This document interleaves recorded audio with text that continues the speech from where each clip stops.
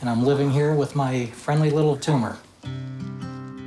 It's basically blood vessels and cartilage all intertwined in a dead mass. It started as a little pimple by my ear back in 2007. I tried to squeeze it, obviously didn't break. And then when it was about the size of a pea, tried squeezing it some more and had somebody else try and it wouldn't break. And then one morning I woke up and it was about the size of a small Super Ball. And at that point, I started kind of looking online and everybody said, oh, it's a sebaceous cyst, don't worry about it.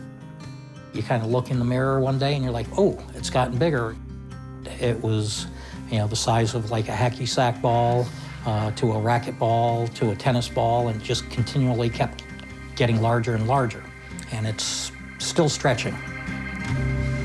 Generally, I kind of sponge bath my face and everything all the time.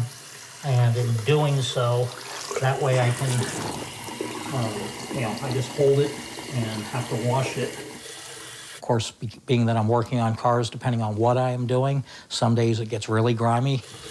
But I just wipe it down and a little soap on occasion to, depending on how dirty or greasy I get it that day. I just keep it clean, basically, because one of my concerns has always been of getting like open sores or something like that from the friction of it bouncing around, rubbing on my neck. It's just dead weight moving around. But it's not fun because all this side of my head, my eye, and then it pulls from my back shoulder, everything this way. And that's where I get all my tension headaches and stuff from, is primarily from that.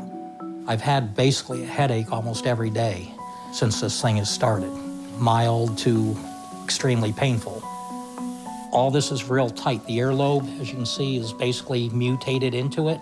Everything is pulled down, and depending on what I'm doing, how much movement I have, is how bad my headaches get. It's very painful, and it's like there are times where I've moved and you feel like something is pulling or ripping. Getting dressed has some challenges.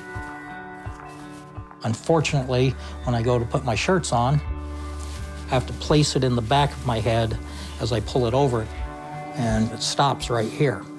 And then I have to pull it over. Everything I put over my head is pretty well stretched out. The biggest obstacle, and probably the main reason it has been stuck on my face this long, is one, I didn't have any insurance. Two, I don't have a bunch of money, whether it's 20 grand or it's 200 grand, it doesn't matter. I don't have that money. And until Dr. Osborne's group reached out to me, they were the first that said, hey, would you be interested in having it removed?